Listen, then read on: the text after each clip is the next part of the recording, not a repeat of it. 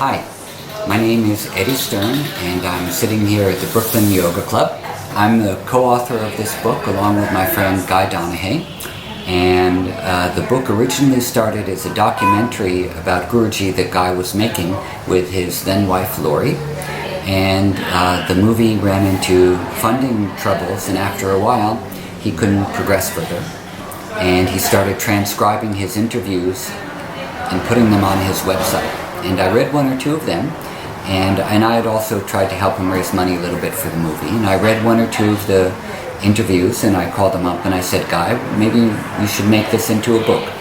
And then we embarked on the project of turning the interviews into a book and also doing many more interviews as well. So one of the things we did was we sat with Guruji and with Manju and Sharath, and we talked about the different people who we wanted to include in the book. And then they gave suggestions for people that they wanted to see included in the book as well. So everything we did from the start up until the finish in this book was under their guidance and their direction to make sure that the students who had been important in Guruji's story were represented. And those included old Indian students of Guruji's from the 1940s and the 1950s and 60s, as well as some of the first Western students who came to study with Guruji in the 1970s. Most importantly, there are wonderful interviews with Sharath and Saraswati and Shimi and Manju, and those are sort of highlighted in different sections of the book as kind of section breakers. Those interviews are extensive, and there's a lot of material in there that you haven't seen or read really in other places.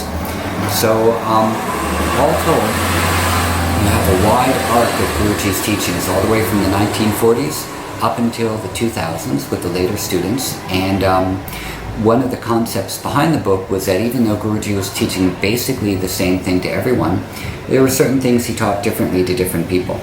And we wanted to see what the perspective was that people had on these same basic types of practices, but how those practices were taught to them differently, and how they understood them and how they brought them into their lives as well. So what we did was we asked the same type of questions to many different people, and every once in a while you hear similarities in the answers, but quite often you hear really different things in their answers as well.